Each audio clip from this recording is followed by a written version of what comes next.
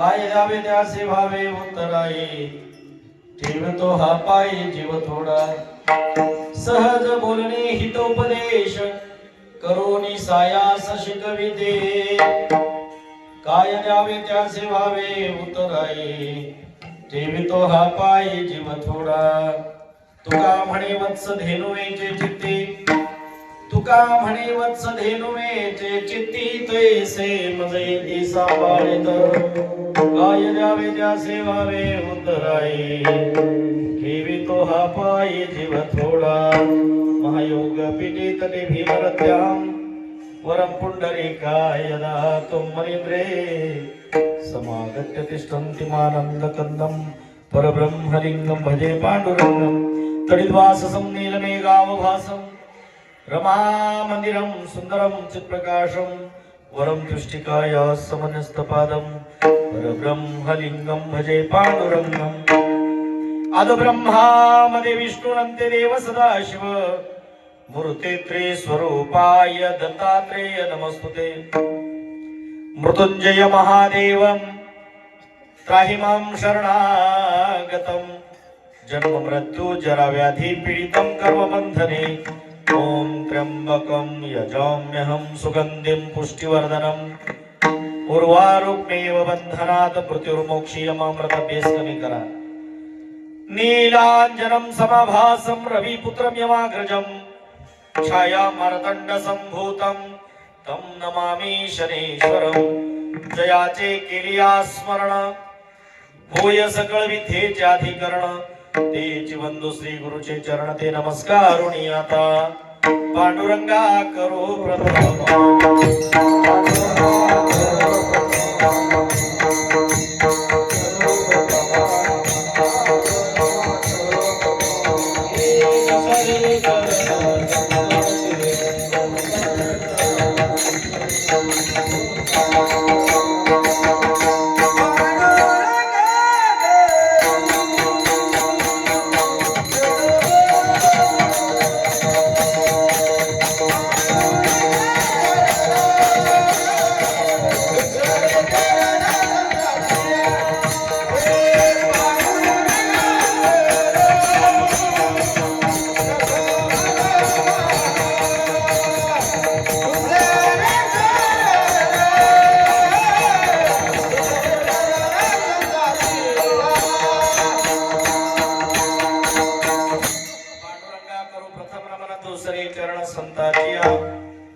ज्यांच्या कृपादाने कथेचा ज्यांच्या कृपादाने कथेचा विस्तार बाबाजी सद्गुरु दासोका प्रस्तुत प्राप्त प्रसंगी निवडलेला अभंग देहूचे सुप्रसिद्ध संत जगद्गुरु जगद्वंद्य श्रीमंत श्री तुकोबारायांच्या गाथेतून निवडलेला असून इको बेस कमी करा ट्रबल द्या मोकळा आवाज द्या ट्रबल घेत द्या जगद्गुरु तुकोबारायांच्या गाथेतून निवडलेला असून या अभंगाच्या माध्यमातून महाराज संतांची महती वर्णन करतात तत्पूर्वी पांडुरंगा करू प्रथम प्रमाणात श्री चरण संतांची आराधने ज्यांच्या कृपादाने कथेचा विस्तार बाबाजी सद्गुरु दास तुका कोणत्याही शुभप्रसंगी आपण आपल्या आराध्य देवतेला प्रथम वंदन करतो हरी संप्रदायाचा आराध्य दैवत म्हणजे पांडुरंग परमात्मा. प्रथम त्या पांडुरंगाला शरण जाऊया. या ज्ञान युगाचं अनुकरण करत असताना आजची पिढी देव नाही देव नाही देव नाही म्हणत असताना भक्तांची मांदियाळी मात्र दिवसेदिवस वाढताना दिसत आहे. रोज भक्तीचा महापूर येताना दिसतोय, पण बोटावर मोजणे इतके लोक देव नाहीचा डांगोरा पिटतात. जे लोक देव नाही म्हणतात त्यांना संत श्रेष्ठ जनाबाई सांगतात, देवा आहे देवा आहे देवा आहे देवा आहे हृदय मंदिरी शोधो निवाहे. अरे बाबा ना, तुम्ही देव नाही म्हणता ना, देव आहे तर कुठे आहे जर विचारलं आपल्या हृदया मंदिरामध्ये शोधून पहा. निश्चितच तुम्हाला भगवान परमात्मा भेटेल, दर्शन देईल. काही लोक देव इतरत्र शोधतात, पण साधू संत त्या भगवान परमात्म्याला आपल्या हृदया मंदिरामध्ये साठवून ठेवलेले आहेत. साठविला हरी जी हे हृदय मंदिरी. आणि ज्यांनी ज्यांनी आपल्या भगवान परमात्म्याला हृदया मंदिरामध्ये साठवून ठेवला त्यांची सरली झाला सफल व्यापार. या जगतामध्ये अनेक भक्त त्यांना भगवान परमात्म्याला आपल्या हृदया मंदिरात साठवून ठेवला. आणि असा एक भक्त की जो भक्त केवळ हृदया मंदिरामध्ये साठवलाच नाही तर हृदय फाडून दाखवला देखील. त्याचं नाव आहे मारुतीराय. आणि आत्ताच्या या युगामध्ये पंढरीश परमात्म्याचा निस्सिम भक्त असलेला सावता माळी देखील. म्हणून कोंडोणी धरीना जीव. या हृदयामध्ये ज्या भगवान परमात्म्याला साठवण्यासारखी जागा आहे. मग आपण म्हणचाल आपल्याही हृदयामध्ये राहतो का? निश्चितच तो भगवान परमात्मा आपल्या हृदया मंदिरामध्ये वास करायला येतो, पण आपलं हृदय निर्मळ केलं पाहिजे. सामान्य हा नाशिवंत देह ज्या घरामध्ये राहतो, हा देह कसा आहे? मनुष्य ज्या घरात राहतो मनुष्याचा देह कसा आहे? नाशिवंत देह जाणार सकळ. हा नाशिवंत देह आहे. शरीर दुःखाचे कोठार, शरीर रोगाचे भांडार, शरीर दुर्गंधीचे थार, नाही अपवित्र शरीरायसे. एवढं अपवित्र असलेलं शरीर, याला यातला आतला जर परमेश्वर निघून गेला तर याला 4 ते 5 तासाच्या आत उचलावं लागतं, नाहीतर दुसरी व्यवस्था करावी लागते. बरोबर आहे का नाही? त्या फ्रीजची किंवा अजून कशाची कृत्रिम व्यवस्था करावी लागते. तर या देहाला राहण्यासाठी स्वच्छ जागा लागते. ज्या घरामध्ये हा देह वसती करतो, वास करतो, त्या घराला दिननित्य सडा सामर्जन करतो. किंवा आत्ताच्या या युगातल्या पॉलिश फरशा असतील, ते लादी पुसणं असेल, किंवा रूम फ्रेशनर मारण्यापर्यंत, अत्तर इतर पर्यंत सगळ्या गोष्टी तर घरात असतील तर हा देह त्या घरात राहतो. अन्यथा राहू शकतो का? राहू शकत नाही. हा नाशवंत देह राहण्यासाठी घरात निर्मळ जागा पाहिजे. तर मग या हृदयात भगवान परमात्मा राहण्यासाठी हृदय देखील तेवढंच निर्मळ पाहिजे. तुका म्हणे चित्त करावे निर्मळ, देवोनी गोपाल नाही तेथे. आपल्याही हृदयामध्ये मंदिरामध्ये तो भगवान परमात्मा वास करतो. त्याला प्राप्त करायचं असेल, त्याच्या सानिध्यात जायचं असेल, त्याला ओळखायचं असेल, त्याच्यापर्यंत पोहोचायचं जर असेल, हरिप्राप्तीचे उपाय धरावे संताचे ते पाय. मस्तक हे पायावर,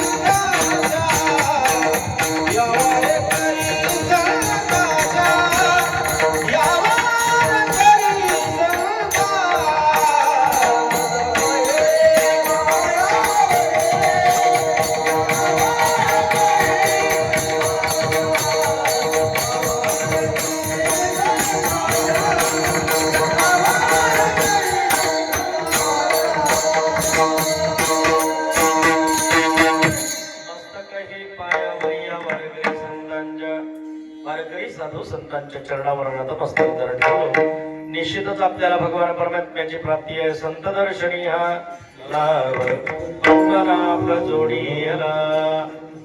त्याही पुढे जर जाऊन सांगायचं झालं, संताला भेटल्याच्या नंतर देवाला भेटण्याची गरजच नाही. कारण देवाची प्राप्ती संतांना भेटता क्षणीच आपल्याला होते. देवते संत निमित्त त्या प्रतिमा. भगवान परमात्म्याच्या प्रतिमा निमित्त मात्र आहे. साधू संतांच्या रूपामध्ये आपल्याला चालता बोलत्या देवाची प्राप्ती होते. आपल्या देवालयामध्ये आपण भगवान परमात्म्याच्या प्रतिमेचं पूजन करतो, पण भगवान परमात्मा स्वतःच्या देवालयामध्ये संतांचं पूजन करतो. देवाला पूजनीय जर कोणी असतील तर ते संत आहेत, आणि म्हणून त्या साधू संतांच्या चरणावर नतमस्तक होणं गरजेचं आहे. ते वारकरी, भजनकरी, टाळकरी, साधू संत त्यांच्या चरणाखालचं चरणरज. देवाचा देव शंभू महादेव देखील आपल्या कपाळाला विभूती म्हणून धारण करतो. चरणीचे रज बंदो शूळ पाणी नाचती कीर्तनी त्यांचे माथा. जे भजनामध्ये नाचतात, कीर्तनामध्ये नाचतात, अशा वारकरी साधू संतांच्या चरणाचं चरण रज भगवान परमात्मा आपल्या कपाळाला विभूती म्हणून धारण करतो. नवे नवे देवईची रज चरणीची माती धावत चालते मागे मागे. आपण देवाच्या मागे लागतो, पण देव कुणाच्या मागे लागतो तर संतांच्या मागे लागतो. कशासाठी? त्यांच्या चरण रजाची महती भगवान परमात्म्याला माहिती आहे. विचार करा. मग साधू संतांचं अनंत अशा प्रकारचा उपकार आहे. भगवान परमात्मा या पृथ्वी तलावर अवतरित होतो कशासाठी? उपकारासाठी नाही. कुणावर तर उपकार करतो, पण कुणाचा तरी संहार करतो. देव पृथ्वी तलावर अवतार घेत असताना धर्मरक्षावया अवतार घेसी आपुल्या पाणीसी भक्तजना. अंबरुषी साठी गर्भसोशी दुष्ट निर्दाळिले. तो देव ज्या ज्यावेळी या पृथ्वी तलावर अन्याय अत्याचार वाढेल, ज्या ज्यावेळी दुष्टांचा संहार करण्याची वेळ येईल, ज्या ज्यावेळी भक्ताचं रक्षण करण्याची वेळ येईल, त्या त्यावेळी तो देव पृथ्वी तलावर अवतरित होतो. यदा यदा हि धर्मस्य ग्लानिर्भवति भारत अभ्युत्थानम् अधर्मस्य तदात्मानं सृजाम्यहम् परित्राणाय साधूनां विनाशाय च दुष्कृतम् धर्म संस्थापनार्थाय संभवामि युगे युगे. एकाचा संहार करतो आणि दुसऱ्याचं रक्षण करतो. भक्ता राखी पायापासी दुर्जनासी संहारे. एकाचं संरक्षण करत असताना दुसऱ्याचं मात्र संहार करतो. पण संत तसं करत नाहीत. चांगल्याला तर चांगलंच आहेत, पण जे दुर्जन आहेत, जे दुष्ट आहेत, जे खळ आहेत, त्या खळाचही उद्धार होण्यासाठी भगवान परमात्म्याकडे मागणं मागतात, देवाकडे मध्यस्थी करतात, देवाकडे वकिली करतात. संत हे मातृहृदय आहे. आईचं हृदय जेवढं कोमल आहे तेवढंच हृदय कोमल साधू संतांचं आहे. त्या खळांविषयी जे खळांची व्यंकटी सांडो तया सत्कर्मी रती वाढो भूता परस्परी पडो मैत्र जीवांचे. जे खट असतील, जे खळ आहेत, जे वाकडे लोक आहेत बघा, वाकडे लोक, वाकड्या लोकांचा नायनाट होऊ दे असं मौलिक ज्ञानोबा म्हणले नाही. त्यांच्यातला वाकडेपणा नाहीसा होऊ दे. जे खळांची व्यंकटी सांडो म्हणजे त्यांचा वाकडेपणा नाहीसा होऊ दे, त्यांचा सर्वनाश नाही, त्यांच्यातल्या दुर्गुणाचा नाश होऊ दे. दुरितांचे तिमीर जावो विश्व सधर्म सूर्य पावो जो जे वांचिल तो ते गावो प्राणी गावो. त्यांच्या डोक्यातलं तिमीर अंधकार नाहीसा होऊ दे, त्यांच्यातले दुर्गुण नाहीसा होऊ दे. अशा प्रकारचं मागणं त्या भगवान परमात्म्याकडे करतात. विश्व कल्याणाचं सर्वे सुखिनः भवतु सर्वे सन्तु निरामय सर्वे भद्राणि पश्यन्तु मा कश्चित् दुःख भाग भवेत्. संपूर्ण जगताचं कल्याण होऊ दे असं मागणं जर कोण मागणार असतील, विश्वची माझे घर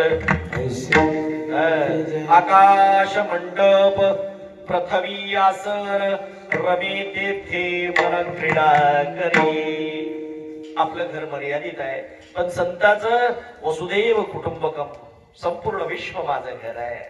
विश्वची माझे घर आणि त्या संपूर्ण विश्वाचं कल्याण चिंतणारे साधू संत, त्या साधू संतांचं महान महत्व, साधू संतांचं महत्व देवालाच कळालेलं आहे. म्हणून देव त्यांच्या चरणाचं चरणरज इच्छितो. मग आपण आपल्या आजूबाजूला अवतीभोवती असलेल्या साधू संतांना, ज्यावेळी संत या पृथ्वी तलावर अवतार धारण केलेले आहेत, त्यांचं मुख्य कारणच कशासाठी आहे? देवाचं कारण जसं दुर्जनाचा संहार करणं आणि भक्ताचं रक्षण करणं आहे, पण संतांचं जन्माला येण्याचं, संतांचा अवतार घेण्याचं कारण येथे उपकारासाठी अनेक इथं उपकारासाठीच त्यांचं येणं आहे. त्यांचं दुसरं कामच नाही. जगाच्या कल्याणात संतांच्या विभूती देह कष्टविधी परोपकारा. एक नदी वाहते, पण नदी चट्टानातून वाहत असते, स्वतःच पाणी स्वतः पित नसते. जलचर भूचर जमिनीचं सगळ्यांची तृष्णा भागवण्याचं कार्य ही सरिता म्हणजे नदी करत असते. एक वृक्ष आहे, दगड मारलेल्या व्यक्तीला देखील गोड अशा प्रकारचं काय देते? फळ देते. आंब्याच्या झाडाला पाड बघून माणूस काय करतो? मंत्र म्हणून पाडतो का? दे रे हरी पलंगावरी म्हणतो का? नाही, दगड मारतो. पण दगड मारलेल्या व्यक्तीला देखील तो वरून दगड मारतो का झाड? नाही. गोड अशा प्रकारचं फळ त्याला त्या दगडाच्या मोबदल्यात देतो. येथे उपकारासाठी संत देखील इथं आलेले असताना त्यांच्या हयातीमध्ये माणसं जसं गोड आंब्याच्या झाडाला दगड मारतात, तसं संतांच्या आयुष्यामध्ये अनेक यातना सहन कराव्या लागला. संत जेणे व्हावे जग बोलणे सोसावे. साधू संतांना अनेक यातना सहन कराव्या लागल्या. विश्व कल्याणाचं मागणं मागणाऱ्या मौली ज्ञानोबा देखील अनेक यातना सहन कराव्या लागल्या. त्यांना जन्माला घालणाऱ्या त्यांच्या आई वडिलांना देहांत प्रायश्चित घ्यावं लागलं. भिक्षा पात्रामध्ये अन्न घालण्याऐवजी लोकांनी शेण टाकलं, वाईट टाकलं, मुंज होऊ दिली नाही, समाजातून बहिष्कृत केलं. आणि असं असताना देखील त्या मौली ज्ञानोबारायाने कदापि या समाजाचा तिरस्कार नाही केला. या समाजाची नाही, विश्वाची, विश्वमाऊली. आई किती लेकराची माऊली? माय होऊन किती लेकराची होईल? घरातल्या 4, जावेच्या 4, शेजारच्या 4, सगळ्याची माय होईल. आई ही एक आहे. पण मौली ज्ञानोबाराय संपूर्ण विश्वाची माऊली झाली. एवढा त्रास सहन केलेला असताना देखील, अनंत यात्रा सहन करून देखील जगाचा कधी तिरस्कार मौली ज्ञानोबारायांनी नाही केला. जगद्गुरु तुकोबारायांचा गाथा, ज्या समाजाचा माथा सुरक्षित व्हावा असा 4था वेद, 5वा वेद ज्या तुकोबारायाच्या गाथ्याला मानलं जातं, तो गाथा देखील या समाजातील अंधदृष्टांनी नेऊन इंद्रायणीच्या डोहात बुडवलं. असं असताना देखील जगद्गुरु तुकोबाराय या समाजाला उपदेशात्मक अनेक अभंग या ठिकाणी रचना करून समाजाला मार्गी लावण्याचं कार्य करतात. अशा अनेक साधू संतांचे अनंत अशा प्रकारचे उपकार आहेत. नवे नवे त्यांचा जन्मच कशासाठी झालेला आहे? अवतार तुम्हा धराया कारणे उधराया जाण्या जड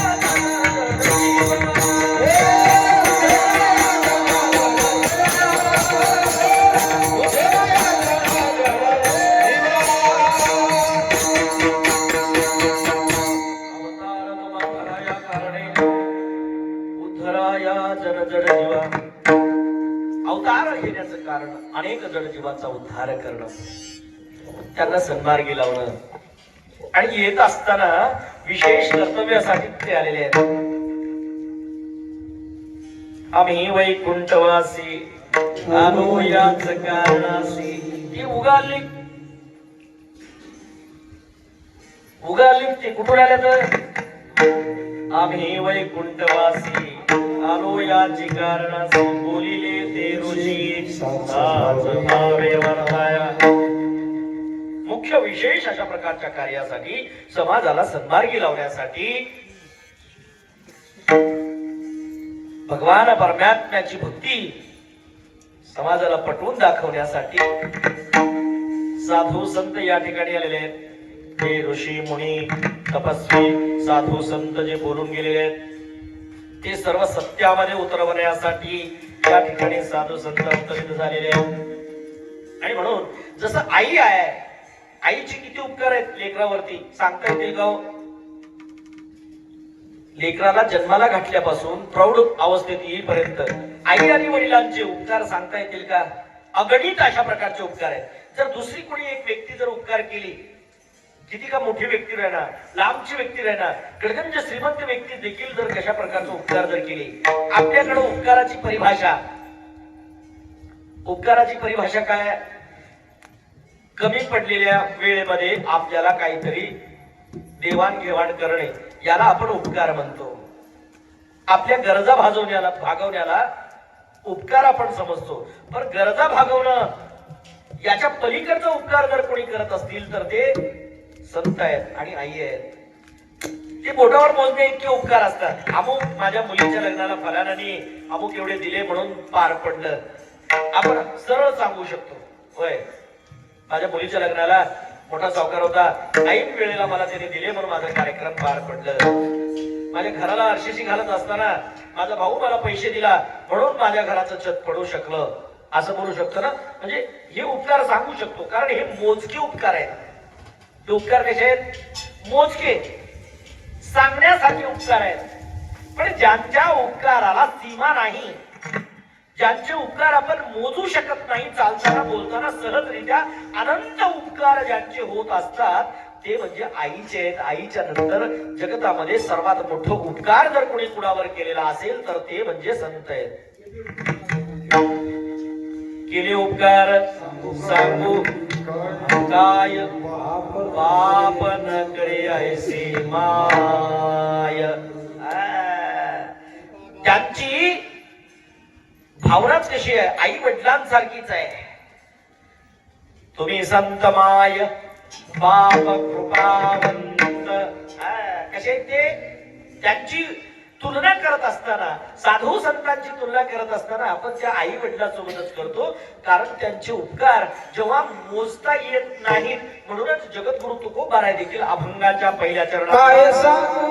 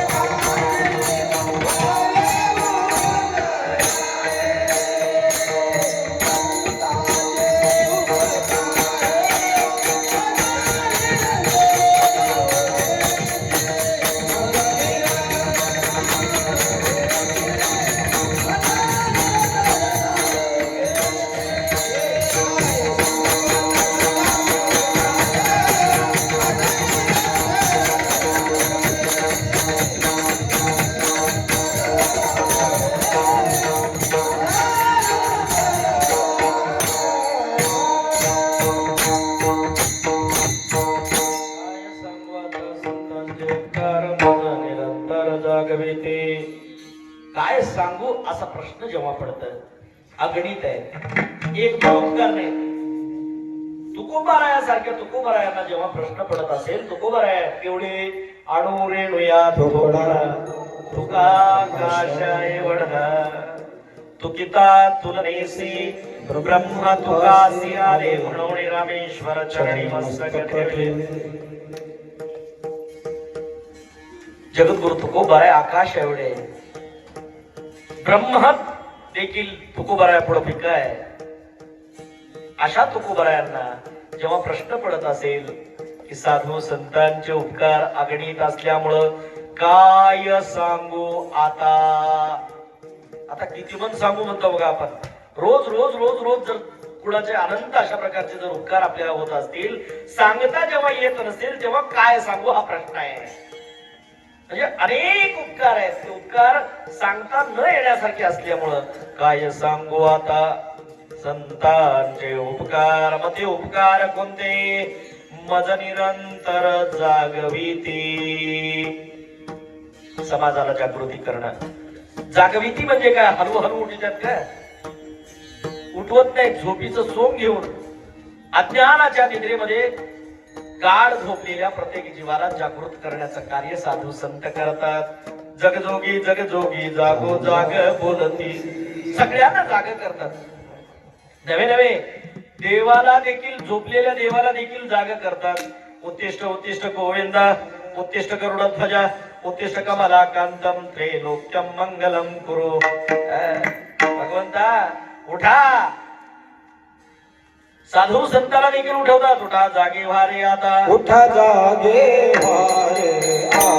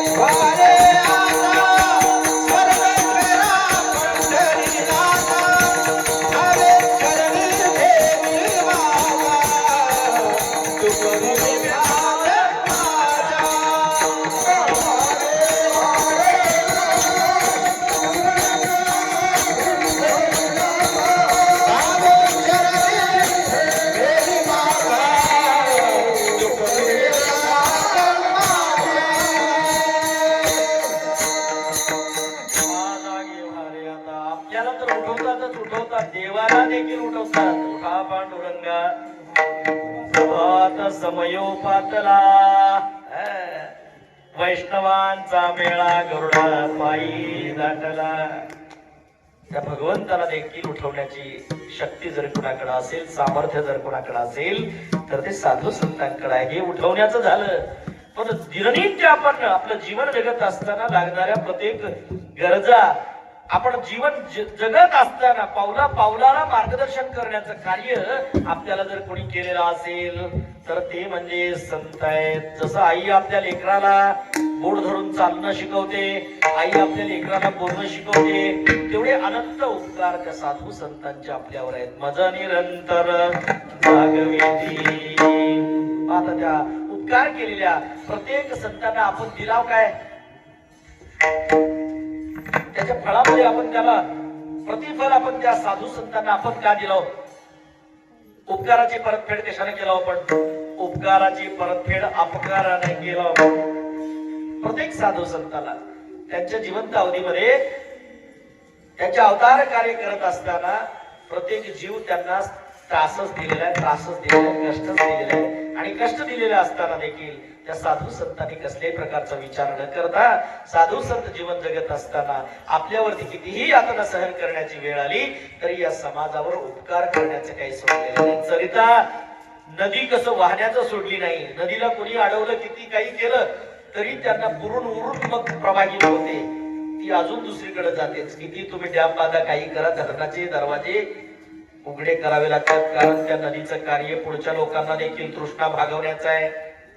ती नदी फिरत असताना इतरांची तृष्णा जसं भागवते तसं साधू संत देखील इतर ठिकाणी प्रवाहित होत असताना अनेक लोकांचा उद्धार करत फिरत आलेले आहेत. आणि म्हणून आपण अनंत अशा प्रकारचे उपकार असल्यामुळं काय सांगू हा प्रश्न जगद्गुरु तुकोबारायांना पडलेला आहे. आणि सदैव ते जागृती करत राहणं जाग करणं ज्या ज्या ठिकाणी आपण अज्ञानामध्ये असो त्या अज्ञानातून आपल्याला सज्ञानाकडे घेऊन जाण्याचं कार्य साधू संतांनी केलेलं आहे. भगवंताच्या भक्ती मार्गाचा सोपा मार्ग साधू संतांनीच आपल्याला सांगितलेला आहे. अवघड असलेलं सोपं करून सांगण्याचं कार्य साधू संतच आपल्याला केलेले आहेत. भगवंताचा प्रसाद कृपा प्रसाद म्हणजे श्रीमद भगवद्गीता. श्रीमद भगवद्गीता कोण कुणाला सांगितलं होतं कोण कुणाशी बोललं होतं. भगवंतानी भक्ताशी साधलेला संवाद. जसं गाय आपल्या वासराला म्हणून दूध देते पण त्या दुधाचा उपयोग आई का करते. घरातली आई धार काढते त्या लेकराचं हिसकावून घेऊन त्या वासराचं हिसकावून घेऊन 2 स्तन का असेना काय करते आपल्या चिरवीमध्ये पिळून घेते आणि ती गट आपणच पिते का. ती माय का करते कशाच्या आशेनं दूध काढते. ती घरात असलेल्या लेकराच्या आशेनं त्या गायीच्या लेकराचं ओढून घेऊन आपल्या लेकरांना देते. मग भगवंताने अर्जुनाशी साधलेला संवाद आपल्याही अज्ञानी लेकराला कळावा कारण यांना संस्कृत येत नाही. यांना प्राकृत भाषेमध्ये यांच्याही डोक्यामध्ये प्रकाश पडावा. माझ्या मराठीचे बुरुके परिअमृताची पैजा जिंके ऐसे अक्षर रसिके मेहरीन. कृष्ण परमात्मा अर्जुनाशी साधलेला संवाद आपल्याला बी कळावं आपल्याही लेकराला कळावं म्हणून ज्ञानियाचा राजा गुरु महाराज म्हणाली ज्ञानदेव तुम्हाई. ती ज्ञानाई ती ज्ञानोबा माऊली आपल्यावर उपकार करण्यासाठी म्हणून गोड अशा प्राकृत स्वरूपामध्ये ओम नमो जियाध्या वेद प्रतिपाध्या जय जय स्वसंवेद्या आत्मरूपा देवा तुझे गणेशु सकलार्थमती प्रकाश म्हणे निवृत्तीदास अवतारी जोजी. गोड शब्दामध्ये जर आपल्याला संस्कृत कळतं का हो. यम ब्रह्मा वरुणेंद्र ब्रह्मणोस्त्रोति दिव्यसत्वैर्वेदरसामग्रं पुण्यशने गायन्ति यम सामगाध्यानमस्तुति तद्गतेन मनसा पश्यन्ति यमेवरो शान्तं विद्वासुरं सुगुणदेवाय तस्मै. काय कळालं का. तर हे कळावं ह्याच्यातले शब्द सामान्यातल्या अतिसामान्य जीवाला देखील समजावं म्हणून गोड शब्दामध्ये सांगण्याचा भाव उपकारासाठी समाजासाठी. त्या ज्ञानोबारायला कळत नव्हतं म्हणून केलं. ज्ञानोबारायला कळत होतं म्हणूनच एक एक शब्दाचा अर्थ अनेक ज्ञानोबारावला कळा म्हणून लिहून ठेवले. हे उपकार नाही तर काय. आपल्या वाडवडिलांनी ठेवलेली 50 एकरातलं 5 एकर आपण विकू शकतो. 50 एकरचं 50 एकर मी विकू शकतो.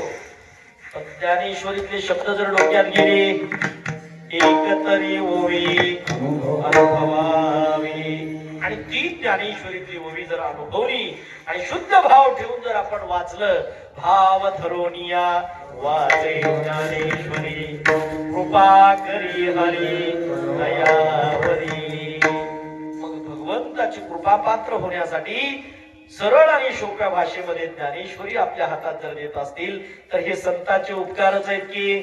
मौली ज्ञानोबारायांनी हरिपाठ रूपी एक छोटासा ग्रंथ लिहा. हरिपाठ केवढा आपल्या खिशात बसता येईल. लहान लेकराच्या खिशात देखील बसता येईल एवढं गोड पुस्तक हरिपाठ. पण त्या हरिपाठाची महती किती आहे? या नाशिवंत देहाला, या अपवित्र देहाला नुसतं त्याची कीर्ती ऐकलं तरी पवित्रता येते. हरिपाठ कीर्ती मुखे जरी गाय पवित्र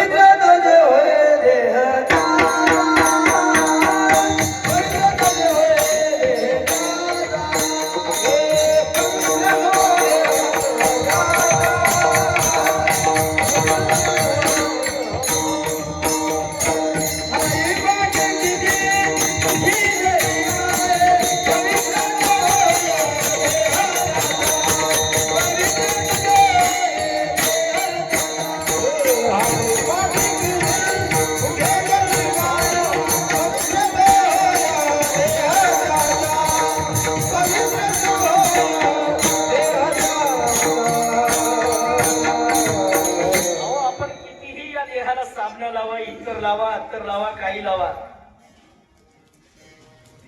मर्यादित कालावधीपर्यंत मात्र त्याचा सुगंध आहे. पण या देहाची पवित्रता भगवंताच्या नामस्मरणानं आहे.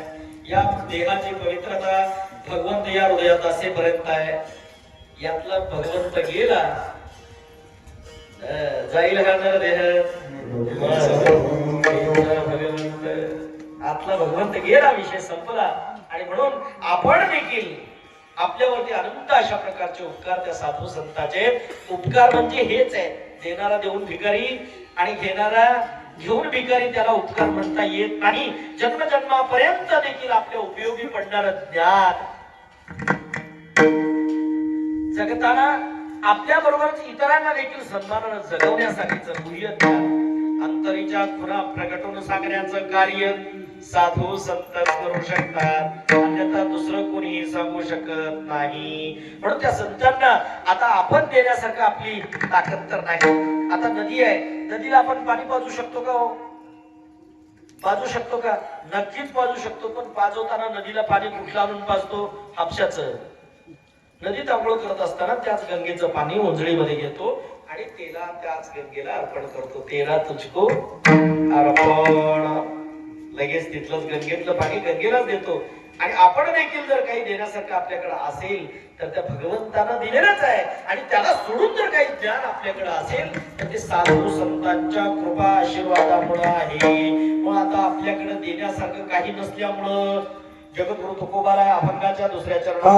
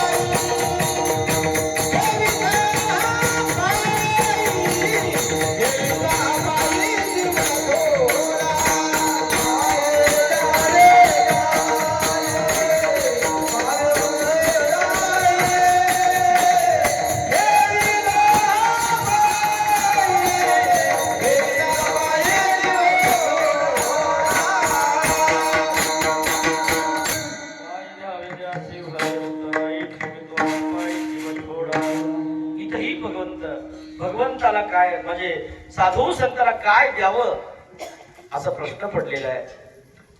देण्यासारखं आपल्याकडे काही नसल्यामुळं किंवा पुढची व्यक्ती आपल्यापेक्षा मोठी असल्यामुळं आपण काय द्यावं हा प्रश्न केव्हा पडतो. आपल्याकडं त्यांना देण्यासारखं काहीच नाही. त्यांच्याकडून जे काही प्राप्त झालेलं आहे आता त्यांना काय द्यावं असा प्रश्न पडल्याच्या नंतरच काय हा प्रश्न पडलेला आहे. आणि म्हणून साधू संत त्यांना देण्यासारखं जर काही असेल, ठेवितो हा पायी जीव थोडा, तिथं त्यांच्या पायावर जीव ठेवलं तरी कम आहे. असं जीव थोडा असं सांगितलेलं आहे. याचा अर्थ त्यांच्या पायावर डोकं आपटून जीव द्यावं का नाही. त्यांच्या पायावर जीव ठेवलं तरी कम आहे याचा अर्थ त्यांनी घालून दिलेल्या मार्गावर जीवन जगावं. नवे नवे ते जसं जगाच्या कल्याणा त्यांचे गुण जे तुका म्हणे गुण चंद्राचे अंगी तैसे तुम्ही जगी संत जन. ते स्वतः झिजतात पण इतरांना श्रीगंध देतात. तद्वत त्यांचे गुण आपण घ्यावे.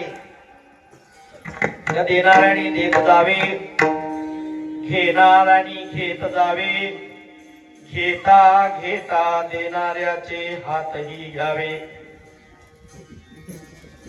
याचा अर्थ काय. देणाऱ्याने देत जावे, घेणाऱ्याने घेत जावे, घेता घेता देणाऱ्याचे हात घ्यावे. याचा अर्थ त्याच्या हातामध्ये जो देण्याचा भाव आहे, हातगुण, हात घ्यायचं नाही, त्याच्या हाताचे गुण घ्यायचे. काय घ्यायचं आहे. त्याच्या हाताचे देण्याचे गुण, जो दातृत्व भाव आहे तो भाव आपण घ्यायचा आहे. म्हणून साधू संतांच्या चरणावर आपण हा जीव समर्पित करणं म्हणजे त्यांच्या विचारानं जगणं. ते जसं जगावर कल्याण करतात तद्वत आपण देखील जगावर कल्याण करण्यासाठी, उपकार करण्यासाठी, आपण त्या भगवंताच्या प्राप्तीसाठी, भगवत प्राप्तीसाठी मुखी अमृताची वाणी देह देवाची कारणी. त्यांच्या पायावर हा शरीर आता कशासाठी जगणं. जगणं साधू संतांच्या सहवासातच. तुका म्हणे जिने भले संत संकष्टने. विठ्ठल विठ्ठल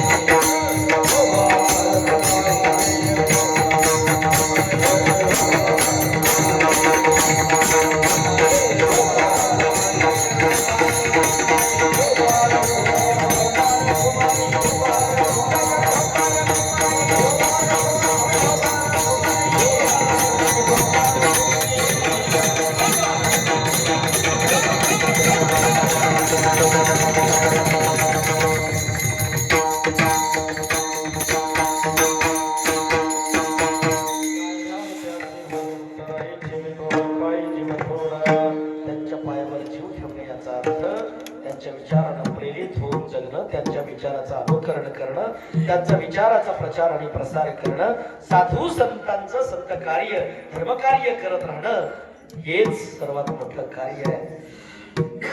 आणि म्हणून साधू संतांचं उपकार ठरवून करतात का. कुणावर करायचा कुणावर नाही असं ठरवून उपकार करतात का नाही.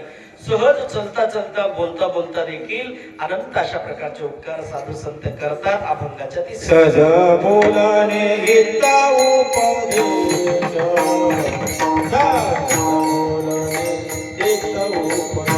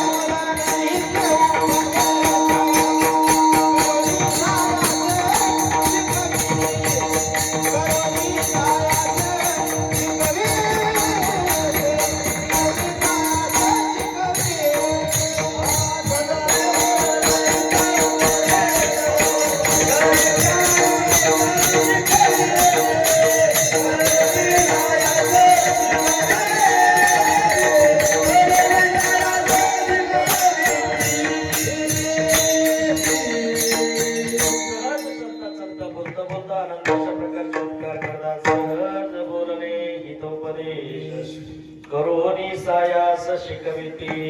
कोणालाही ठरवून नाही बोलताना हे बोलावं हे बोलू नये. बोलल्यामुळं पुढचा व्यक्ती नाराज होईल, त्याच्याशी आपले संबंध खराब होतील. याची भीड भाड न ठेवता साधू संत बोलतात नाही भीडभाड तुका म्हणे साना थोर. पुढची व्यक्ती किती मोठी आहे किती लहान आहे याचा विचार नाही. सहज बोलता बोलता राजालाही उपदेश करतात. नवे नवे देवाला देखील कधी कधी भांडतात. किती मोठा अधिकार आहे विचार करा. तुझा धुंद रविवार म्हणून देखील भांडतात. कधी कधी राजाला देखील उपदेश करतात.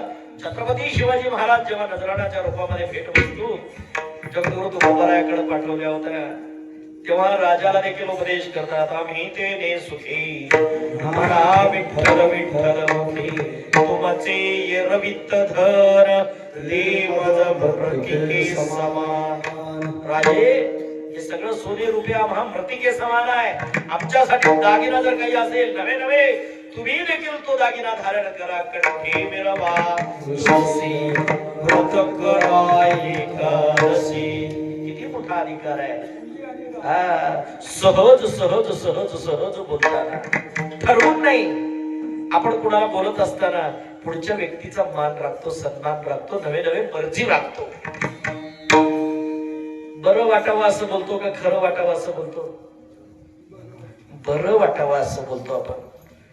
कधी कधी जर पुढचा माणूस जर खटाळ असला, पुढच्या माणसाला जर समजा काहीतरी चार चौघात जर काहीतरी वाटोळं करायसारखा असला, काम बिघडवण्यासारखा असला किंवा चार चौघात दारू पिऊन आला, काही म्हणायला जर लागला तर चांगला म्हणून घेणारा माणूस देखील हळूच कंठी मारतो, घराकडे जातो.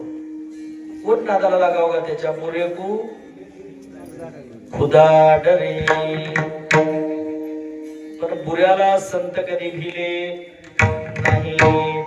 त्या वाकड्यालाही सरळ करण्याचं काम, बाटलेल्याला पवित्र करायचं असतं, फाटलेल्याला शिवायचं असतं. आता तरी पुढे साची उपदेश नका करू नाश आयुष्याचा. त्या सगळ्या जीवाला जीवनाचं महत्व पटवून सांगतात. कोणत्याही जीवाचा मत्सर करत नाहीत. कोण्याही जीवाचा घडो मत्सर. त्यांच्यापर्यंत जातात. अरे बाबांनो तुमचं हे वागणं बरं नव्ह. आता तर तुम्ही सुधरा आणि सुधरून तुमच्या जीवनाचं कल्याण करून घ्या. हे सांगण्याचं कार्य केवळ आणि केवळ केवळ आणि केवळ संतच करू शकतात. कारण की संत हे मात्र हृदय आहे. संताकडं आईचं काळीज आहे. एक गाय रानामध्ये चराय गेलेली असताना चरून घराकडे येताना हाची कमटला यायचं हुंचीला जाते का? रानात गेली, आता तिला वासराची आठवण आली, मग ती वाट चुकून हुंजीला जाते का? कुठं जाते? हंबरून आपल्या लेकराकडे वासराकडे येते. तद्वत संत देखील तैसे मज येते सांभाळीचा. भंगाचं शेवटचं चरण.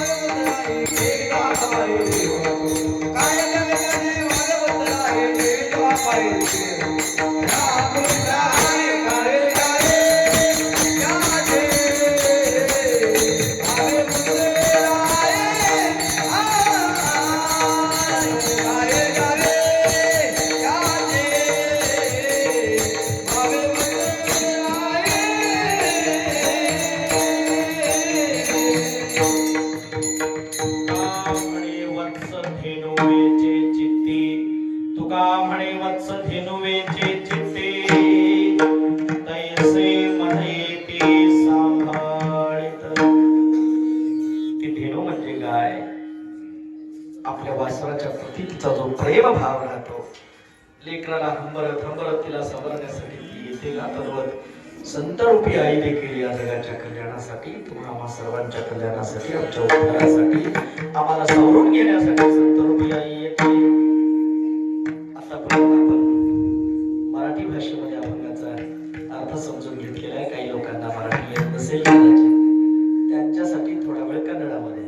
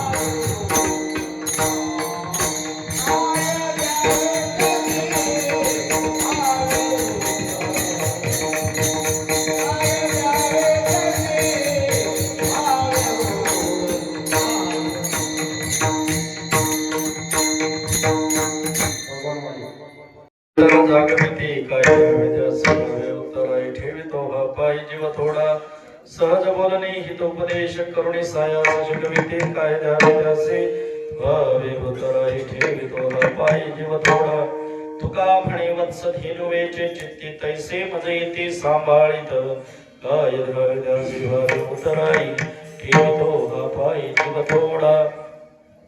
प्रस्तुत प्राप्त प्रसंगी अभंग सोडवत असताना काही उणीवा राहिले असतील, चुकीचे शब्द गेलेले असतील, बोलिलेली कुणे वेळे वाकुडे उत्तरे करा क्षमा अपराध महाराज तुम्ही सिद्ध.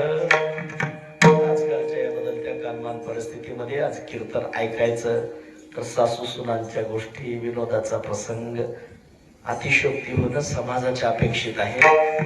निश्चितच आपले ऐकण्याचे कान जर सुधरून घेतले, सांगणारे वक्ते देखील निश्चितच सुधारतील. लोकाला आवडलेले म्हणून सांगलेल्यात काही हसवण्यासाठी सांगणं वेगळं, आध्यात्मिक अनुभूती घेण्यासाठी अनेक अभंग गोड आणि रसाळ जे आपल्या जीवन जगण्यासाठी मार्गदर्शन आहेत. त्या प्रत्येक अभंगाचा अर्थ सरळरित्या समजून घेण्यासाठी कीर्तन आहे. नाचो कीर्तनाचे रंगी जगी कीर्तनाचा अंग होय अंग हरिरूप. आणि कीर्तन सेवा खूप शांतरित्या श्रवण केल्यामुळं तुम्हा सर्वांचं प्रेमपूर्वक आदरपूर्वक धन्यवाद व्यक्त करतो. विभक्ती धनगिरी महाराजांची कमटकर महाराजांच्या आग्रहाखातीर अनेक वर्षापासून इथे येत राहतो. गावात आमचं ऋणानुबंध नातेसंबंध आहेत, आपल्याला माहितीच आहे. प्रभाकरजी बिराजदार हे माझे मामा आहेत, गुरुजी प्रभाकर गुरुजी. गावात अनेक मैत्रीचे संबंध आहेत, अनेक लोकांसोबतचे जिव्हाळ्याचे संबंध आहेत, प्रेमाचे संबंध आहेत. अखंड हरिनाम सप्ताह वर्षानुवर्ष मोठ्या प्रमाणात होतं. गेल्या अनेक वर्षापासून मी इथे येत राहतो. आपल्याला कीर्तनाची रुची अनुभूती आहे. निश्चितच त्या आध्यात्मिक परंपरेचा वसा चालवण्यासाठी हा बालक मध्यंतरी आला गेला बाहेर, गावातच आहे ना, पण याला जोडीदार कोणतर पाहिजे.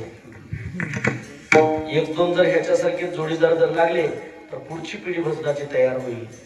जेणेकरून अशा लहान तरुणासाठी एक बार लहान मुलासाठी एक बार जोरदार टाळा वाजवा. कीर्तन आता म्हाताऱ्यासाठी करण्याची माझी तर पात्रता नाही. मोठ्या माणसाला सांगण्या इतकं ज्ञान माझ्याकडे नक्कीच नाही. पण या लहान बालकांना जर सुधारवता आलं, लहान बालकांना जर भक्ती मार्गाला लावता आलं, लहान बालकं जर भजन करायला लागले, कीर्तन करायला लागले, तर आमच्या कीर्तनाचं सार्थक झालं. सगळ्यात मोठी दक्षिणा जर कोणती असेल तर अशी ही पुढची पिढी असं समजली पाहिजे. जी इथं आली ती आमची पुढची पिढी आणि घरात असेल ती आमची पिढा आहे. पिढा समजलं का? तुमचं म्हातारपण सुरक्षित करायचं असेल, वडीलधारी मंडळीचं म्हातारपण सुरक्षित करायचं असेल, तर लहान पिढीला संस्काराचं बीजारोपण करणं खूप महत्वाचं आहे. आणि म्हणून त्या पुढच्या पिढीला आध्यात्मिक परंपरेमध्ये आणणं खूप मोठं गरजेचं आहे. आजच्या या कीर्तन सेवेमध्ये सुंदर अशा प्रकारे मृदंगाची साथ दिली. कोणतं गाव? राजुरा, ठाण्यापासून राजुरा, देगलूर तालुका, तर तेजराव पाटील ठाणेकर तिकडचं राजुरा ना. सुंदर अशा प्रकारे मृदंगाची साथ दिली.